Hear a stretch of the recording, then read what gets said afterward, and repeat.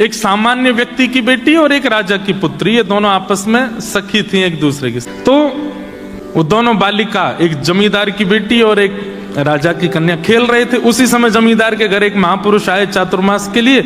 तो संत अपनी बढ़िया ठाकुर जी निकाली, उनका सिंहासन रखें, उस पर शालिग्राम भगवान को विराजमान करें, पंचामृत अभिषेक करें। अब ये दोनों कन्या द्वार पर खड़ी खड़ी देख रही थी।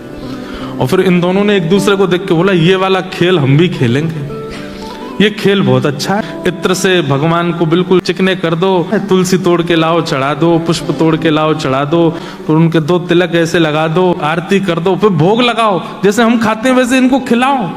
ये खेल बहुत अच्छा, हमको भी खेलना है। अब वो दोनों बोली कि पहले सीख तो लें। तो रोज जाकर के बैठ जाती उन महापुरुष के पास और पूरी सेवा देखती कैसे करते हैं ये, और एक दूसरे से फिर बात करती, ऐसे करना है, फिर ऐसे करना। वो बोलती ऐसे नहीं, बीच में ये भी तो करना है। बोले हाँ हाँ ये भी करना है। 4 महीने उनके देखने में ही निकल गए। अब 4 महीने बाद महापुरुष का जाने का समय आया। जैसे ही जाने को तैयार हुए तो अपने ठाकुर जी समेटने लगे। सवेरे सवेरे दोनों लाली आई, आकर के जैसे देखा ठाकुर जी उठा के बक्सा में धरे जा रहे हैं। दोनों रोने लगी, बोले ये क्या हो रहा है? भैया महाराज जी जा रहे हैं। इतना रोई फूट फूट करके उन महाराज जी के चरणों में छोटी छोटी लाली। वो बोली महाराज जी आप चले जाओ, पर अपने ठाकुर जी हमको दे जाओ। हमने पूरी सेवा सीख ली इनकी, हम पूरे 4 महीने हम यही तो करती थी कि आप कैसे करते हो। तो महाराज जी छोटी सी लाली है, 4-5 साल की दोनों की आयु, कैसे करेंगी सेवा? आप हमसे पूछ लो, एक एक बात हमको पता है। सुबह इतने बजे उठाना है, फिर उसके बाद ठाकुर जी को दूध का भोग लगाना है, दूध के भोग के बाद फिर उनको गर्म जल से स्नान कराना है, फिर पंचामृत से स्नान कराना है, फिर शुद्ध वस्त्र से पहुंच करके इत्र लगाना है, फिर तिलक लगाना है, फिर उसके बाद ठाकुर जी को तुलसी अर्पित करनी है, फिर पुष्प चढ़ाना है, फिर भोग बना करके पधराना है। सब आता है हमको, आप अपने ठाकुर जी हमको दे जाओ। और कोई अपने ठाकुर जी कैसे दे सकता है? महाराज जी तो परेशान हो गए, बोले ये क्या होगा? तो वो महाराज जी बोले बड़ी विडंबना। तो वो जमींदार आ गया, बोले महाराज मेरी बेटी को ना दो चलेगा, फिर दूसरी राजा की बेटी है, अगर इसको नहीं दिया आपने और इसने जाके कहीं शिकायत अपने पिता से कर दी तो आप भी जानते हैं कि राजा की कहां तक पहुंचे। अगला चातुर्मास देख नहीं पाओगे आप।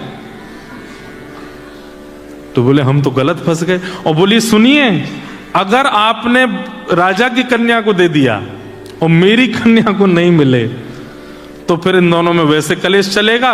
तो राजा मेरी पुत्री और मुझको नगर से बाहर कर देंगे। बोले तुम जब तक यहां रहोगे कलेश करेगी तुम्हारी बेटी की, मुझे दो तो तुम भी बाहर जाओ और हम महाराज सब बिगड़ जाएगा। ठाकुर जी तो फिर आ जाएंगे जीवन में, इनको दे जाओ हमारी बेटियों को।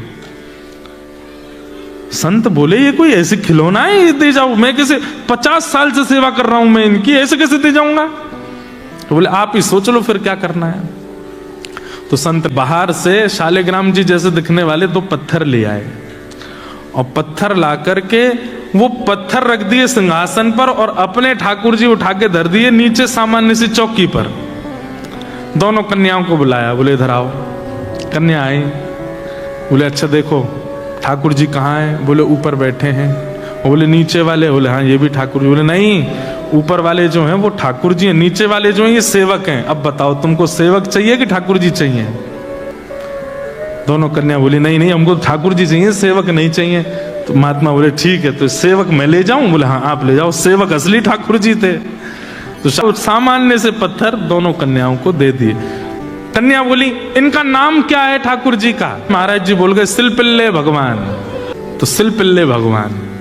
अब आप सोचना, ना कोई संप्रदाय है, ना कोई पद्धति है, ना कोई नियम है, ना किसी भी प्रकार का क्रम है, ना भगवान असली के हैं, केवल सामान्य गली का पत्थर है। नामकरण गुरु जी कर गए। अब वो जो बेटी थी जमींदार की वो अपने घर में सेवा करती और जो राजा कन्या थी वो अपने राजभवन में सेवा करती। और दोनों जब मिलते तो अपने अपने सिलपिल्ले भगवान की बात करते। आज तेने क्या किया? आज मैंने खीर का भोग लगाया, आज मैंने गुड़ का भोग लगाया, आज मैंने ये किया, आज मैंने वो किया। और दोनों बड़ी प्रसन्न। जो जमींदार था उसका छोटा भाई, वो उससे बहुत बैर मानता था अपने बड़े भाई से। पैसे देकर के चोरों को बुलाया और कहा इसका पूरे घर का सब सामान चोरी करके और ले जाओ और पीछे से मेरे घर में धर देना।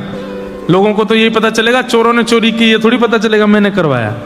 चोर गए, आधी रात में पूरा घर चोरी कर लिया, उसमें सिलपिल्ले भगवान और ले गए जमींदार की बेटी के। अब सुबह उठते ही पूरा घर तो रोवे कि हमारे चांदी के बर्तन चले गए, हमारे सोने चले गए, हमारे आभूषण चले गए, ये चले गए। और वो कन्या रो मेरे भगवान सिलपिल्ले चले गए, मेरे सिलपिल्ले कहाँ चले गए? उन्होंने कुछ खाया नहीं होगा, सुबह से भूखे बैठे होंगे बेचारे, सुबह उठते ही दूध पीते हैं, नहीं पिलाऊं तो रोते हैं, कहाँ चले गए होंगे? पिताजी मेरे सिलपिल्ले भगवान लाओ, मेरे सिलपिल्ले भगवान लाओ। पिताजी बोले यहाँ पूरा घर लुट गया, तेरे को वो पत्थर की पड़ी है? बोले पिताजी पत्थर नहीं है मेरे भगवान सिलपिल्ले हैं, वो खाते हैं, मैं खिलाती हूं उनको, उन मेरे साथ बैठते हैं, बात करते हैं मेरे से। बंधुओं, परिवार का जो विरह था वो तो 2-3 दिन में कम सा हो गया, लेकिन उस कन्या का नहीं हुआ। वो तो रो रो करके बेहाल, भोजन पानी छोड़ दिया, रोने लगी, बोले मैं प्राण त्याग दूंगी मेरे अगर परमात्मा नहीं आए तो पिता ने कहा देख, ये सब किया धरा तेरे चाचा का है और हम सब जानते हैं कि सारा धन उसने अपने घर में धर रखा है, लेकिन क्या बताएं समाज में उसकी छवि बढ़िया है इसलिए कोई मानेगा नहीं, चोरों का इल्जाम लगा रहे हैं, चोर ले गए। लेकिन तू तो उसकी भतीजी है, तुझ पे तो थोड़ी दया आएगी उसको, तू चली जा उसके घर जाके कहते चाचा जी कुछ 2 चाय मत दो, मेरे भगवान दे दो।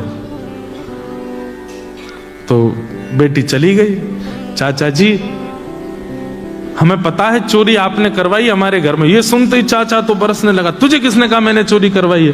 बोले मैं आपको दोष देने नहीं आई हूं, मेरे सिलपिल्ले भगवान भीतर है, उनको दे दो, बाकी कुछ 2 चाय मत दो। तो चाचा ने सोचा अगर मैंने सिलपिल्ले दे दिए तो प्रमाणित हो जाएगा ना कि चोरी मैंने ही करवाई है, ऐसे कैसे दे दूं? तो व्यंग में चाचा बोले तेरी भक्ति बहुत है, तू अपने घर से चल के यहां तक आई है तो चल अपने सिलपिल्ले भगवान को बुला दे, अगर वो घर में हो तो खुद निकल के आ जाएंगे बाहर, इतना तो कर ही सकते हैं। उस कन्या ने आर्त भाव से नेत्रों में अश्रु भराए और दोनों भुजा खड़े करके हे मेरे सिलपिल्ले नाथ, यदि मैंने भाव से आपकी सेवा की हो, यदि मैंने आपसे बहुत प्रेम किया हो, यदि आपकी सेवा में कोई चूक ना की हो तो आप चल करके बाहर आ जाओ। इतना कहते ही वो सामान्य सा पत्थर हवा में तैरता हुआ आया और आकर के उस कन्या के हृदय से आकर के लग गया। देखते रह गए और सिलपिल्ले भगवान आकर के उस कन्या के हृदय से चिपक गए। वो चाचा ने जब देखे कि अपने आप भीतर से पत्थर उड़ करके आया और आके हृदय से लग गया, वो तो तुरंत नतमस्तक हो गया।